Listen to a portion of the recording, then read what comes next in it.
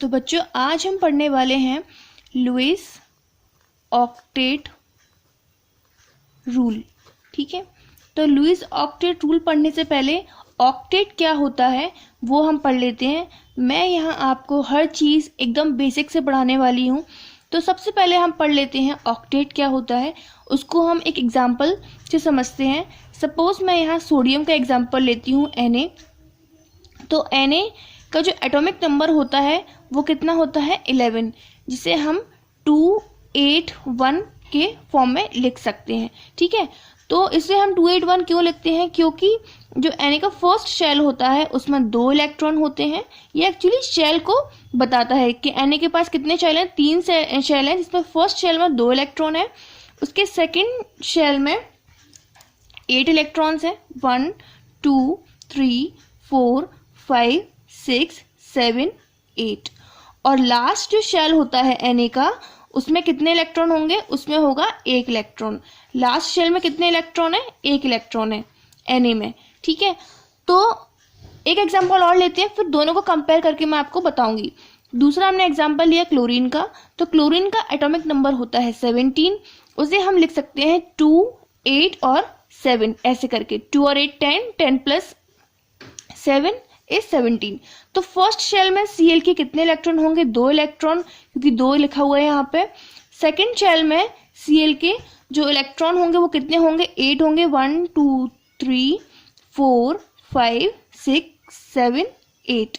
ठीक है, और जो लास्ट शेल है क्लोरीन का उसमें कितने इलेक्ट्रॉन है, उसमें इसका 7 इलेक्ट्रॉन है, 1 2 3 4 5 6 7। ठीक है, तो यहाँ पे लास्ट शेल में 7 इलेक्ट्रॉन है और Na में 1 इलेक्ट्रॉन है। पर जो ऑक्टेट रूल है वो बोलता है कि जो लास्ट शेल होता है उसमें इलेक्ट्रॉन कितने होने चाहिए, उसमें 8 इलेक्ट्रॉन्स होने चाहिए। अगर आपके पास 8 इलेक्ट्रॉन है लास्ट शेल में किसी भी एलिमेंट के तो वो स्टेबल है, अदरवाइज वो स्टेबल नहीं है। अगर स्टेबिलिटी नहीं है उसमें तो हम क्या करेंगे, उसमें 8 इलेक्ट्रॉन्स बनाने की कोशिश करेंगे। जैसे इसमें 1 इलेक्ट्रॉन है तो इसको हमें ऑक्टेट कंप्लीट कराने के लिए हमें यहाँ पे मतलब पूरे यहाँ पे कितने 8 इलेक्ट्रॉन्स होने चाहिए। सिमिलरली क्लोरीन के पास 7 इलेक्ट्रॉन है आउटर मोस्ट शेल में, हमें चाहिए कितने 8 इलेक्ट्रॉन। तो हमें कुछ ना कुछ जुगाड़ यहाँ बैठानी पड़ेगी। तो उस जुगाड़ को ही हम बोलते हैं लुईस ऑक्टेट रूल। तो लुईस ने एक रूल दिया ऑक्टेट रूल। उसने बोला इस रूल को आप 2 तरीके से लगा सकते हो। पहला है उसने बोला आपको मतलब रूल मतलब ऑक्टेट कंप्लीट करना। तो ऑक्टेट कंप्लीट करने के लिए बेसिकली 2 मेथड्स होते हैं हमारे पास। फर्स्ट इसे हम बोलते हैं ट्रांसफर ऑफ इलेक्ट्रॉन, और दूसरे मेथड को हम बोलते हैं शेयरिंग ऑफ इलेक्ट्रॉन। तो ट्रांसफर ऑफ इलेक्ट्रॉन मतलब कि हम इलेक्ट्रॉन ट्रांसफर करेंगे या फिर एक एलिमेंट से दूसरे एलिमेंट पे हम इलेक्ट्रॉन ट्रांसफर करके क्या करेंगे, एक बॉन्ड बना लेंगे और उस बॉन्ड को हम बोलते हैं आयोनिक बॉन्ड। जो ट्रांसफर ऑफ इलेक्ट्रॉन से बॉन्ड फॉर्म होता है उसे बोलते हैं आयोनिक बॉन्ड, और जो शेयरिंग ऑफ इलेक्ट्रॉन से बॉन्ड फॉर्म होता है उसे हम बोलते हैं कोवेलेंट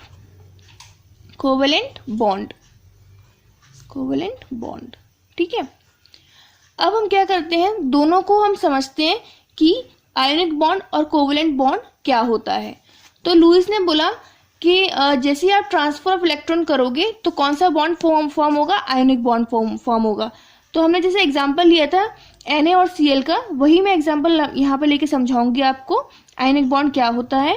तो Na के पास हमने देखा था आउटर मोस्ट शेल में कितने इलेक्ट्रॉन थे, 1 इलेक्ट्रॉन था। और Cl के पास आउटर मोस्ट शेल में कितने इलेक्ट्रॉन थे, Cl के पास थे 1 2 3 4 5 6 7। अब Na और Cl आपस में बात करेंगे और बोलेंगे देखो मेरे पास 1 इलेक्ट्रॉन है और मुझे ऑक्टेट कंप्लीट करने के लिए 8 इलेक्ट्रॉन चाहिए। और जो Cl है वो बोलेगा मुझे तो बस 1 ही इलेक्ट्रॉन चाहिए और मेरा ऑक्टेट कंप्लीट हो जाएगा। तो फिर ये क्या करेगा, Na अपना ये जो इलेक्ट्रॉन है वो Cl को दे देगा और Cl के पास इस तरीके से कितने इलेक्ट्रॉन हो जाएंगे, 8 इलेक्ट्रॉन। और Na का इलेक्ट्रॉन यहाँ से यहाँ चला गया। तो Na के पास अब जो मैंने बताया था आपको, ये जो इलेक्ट्रॉन था ये यहाँ से जब रिमूव हो जाएगा, चला जाएगा ये, तो इसकी जो आउटर मोस्ट शेल है इसमें कितने इलेक्ट्रॉन रह गए, अभी 8 रह गए, मतलब कि ये जो Na है इस समय स्टेबल हो गया है। ठीक है, तो इसे हम कैसे लिख सकते हैं, इसे हम लिख सकते हैं NaCl, इसे Na पॉजिटिव लिखेंगे और इसे Cl नेगेटिव लिखेंगे।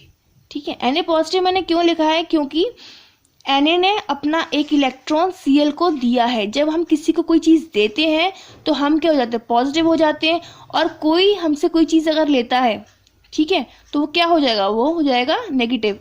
जब हमसे कोई चीज़ लेता है तो वो क्या एक नेगेटिव में चला गया ना, तो इसीलिए हम क्लोरीन के ऊपर नेगेटिव का साइन लगाते हैं और Na के ऊपर पॉजिटिव का।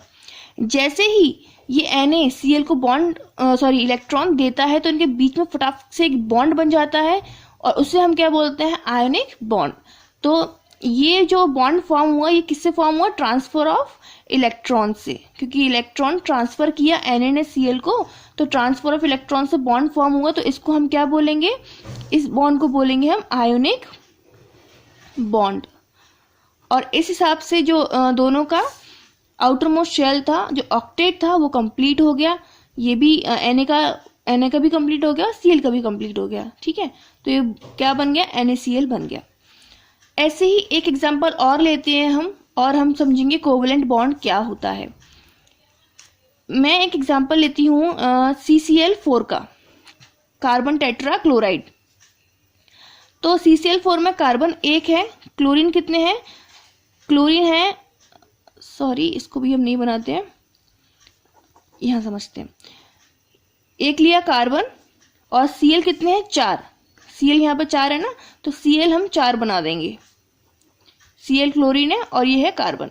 ठीक है, तो कार्बन के आउटर मोस्ट शेल में कितने इलेक्ट्रॉन होते हैं, देखो कार्बन के पास टोटल होते हैं 6 इलेक्ट्रॉन। तो फर्स्ट शेल में तो हो गए, बाकी के दूसरे शेल में कितने गए, 4, मतलब कि कार्बन के आउटर मोस्ट शेल में है 4 इलेक्ट्रॉन।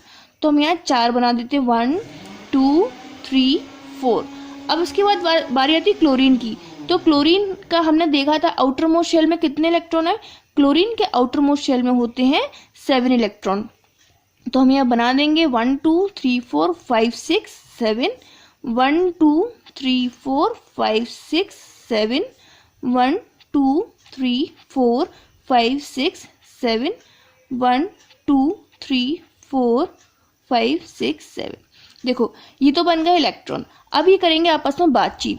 तो क्या बातचीत करेंगे, कार्बन बोलेगा कि मुझे अपना ऑक्टेट कंप्लीट करने के लिए 4 और इलेक्ट्रॉन चाहिए, और क्लोरीन बोलेगा भाई मुझे तो सिर्फ 1 ही इलेक्ट्रॉन चाहिए। तो कार्बन बोलेगा अगर तुझे 1 ही इलेक्ट्रॉन चाहिए तो अपन क्या करते हैं, शेयरिंग कर लेते हैं। तो शेयरिंग करेंगे, तो कार्बन इस क्लोरीन के साथ में क्या करेगा, शेयरिंग करेगा। ठीक है, कार्बन को कितने चाहिए, 8 इलेक्ट्रॉन, तो 1 इलेक्ट्रॉन की शेयरिंग वहां यहां से करेगा, दूसरे इलेक्ट्रॉन की शेयरिंग वो इस वाले क्लोरीन से करेगा, तीसरे वाले क्लोरीन की शेयरिंग इलेक्ट्रॉन की शेयरिंग कार्बन यहां से करेगा, और फोर्थ यहां से कर लेगा। ठीक है, तो कार्बन ने क्या किया, शेयरिंग कर ली क्लोरीन के साथ, और क्लोरीन ने भी कार्बन के साथ शेयरिंग कर ली। शेयरिंग तो म्यूचुअली होती है ना, आप कुछ दोगे सामने वाला कुछ और देगा आपको, तो शेयरिंग हो जाएगी। तो ऐसे ही इन दोनों ने आपस में शेयरिंग कर ली। शेयरिंग करने के बाद अब इनके बीच में देखो, आप सबसे पहले तो देखो सबके जो ऑक्टेट है वो कंप्लीट हो चुका है। कार्बन का ऑक्टेट कंप्लीट हो चुका है।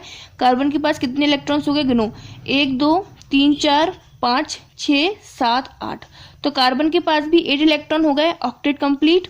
और क्लोरीन के पास 1 2 3 4 5 6 7 8, इस बार क्लोरीन का ऑक्टेट कंप्लीट। सिमिलरली 1 2 3 4, ये मैंने बना नहीं पाया था, सॉरी, 1 2 3 4 5 6 7 8, इसका भी ऑक्टेट कंप्लीट। और 1 2 3 4 5 6 7 8, इस वाले क्लोरीन का भी ऑक्टेट कंप्लीट। 1 2 3 4 5 6 7 8, इस वाले क्लोरीन का भी ऑक्टेट कंप्लीट हो गया। तो हमारे पास जितने भी 4 क्लोरीन थे उन सब का ऑक्टेट क्या हो गया है, कंप्लीट हो गया है, कंप्लीट हो गया है। तो ऑक्टेट हमारे सारे कंप्लीट हो चुके हैं। तो मतलब कि ये जो बॉन्ड फॉर्म हुआ है इसे हम अब कैसे लिख सकते हैं, इसे हम लिख सकते हैं ऐसे, देखो ये हमारे 4 क्लोरीन और 2 इलेक्ट्रॉन से मिलके एक सिंगल बॉन्ड बनता है। ठीक है, 2 इलेक्ट्रॉन से मिलके क्या बनता है, एक सिंगल बॉन्ड बनता है।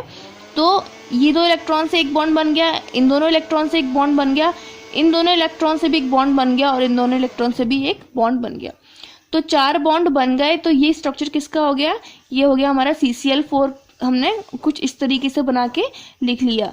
तो ये जो बॉन्डिंग है इसे हम क्या बोलेंगे, कोवलेंट बॉन्डिंग, क्योंकि ये हुई है किससे, शेयरिंग ऑफ इलेक्ट्रॉन से। क्लोरीन ने और कार्बन ने बराबर बराबर इलेक्ट्रॉन शेयर किए, इससे क्या बन गया, CCl4 बना, और इससे जो ऑक्टेट था वो कंप्लीट हो गया, कार्बन का भी और क्लोरीन का भी। ठीक है, तो बेसिकली लुईस ऑक्टेट रूल क्या होता है, लुईस ने बोला कोई भी एलिमेंट तभी अपने आप को स्टेबल बोलेगा जब उसका ऑक्टेट कंप्लीट होगा। अगर उसका ऑक्टेट कंप्लीट नहीं है, तो उसे या तो ट्रांसफर ऑफ इलेक्ट्रॉन करना पड़ेगा या शेयरिंग ऑफ इलेक्ट्रॉन करना पड़ेगा। ट्रांसफर ऑफ इलेक्ट्रॉन करेगा तो वो बनाएगा आयोनिक बॉन्ड, और जब वो शेयरिंग ऑफ इलेक्ट्रॉन करेगा तो बनाएगा कोवलेंट बॉन्ड। ठीक है, तो ये था लुईस लुईस ऑक्टेट रूल। इसके बाद हम पढ़ेंगे लुईस स्ट्रक्चर। तो ये वीडियो अगर आपको समझ में आया हो तो इसको लाइक कीजिए, हमारे चैनल गेट ग्लोरी क्लासेस को सब्सक्राइब कीजिए। तो मिलते हैं हम नेक्स्ट वीडियो में लुईस डॉट स्ट्रक्चर के साथ। Thank you.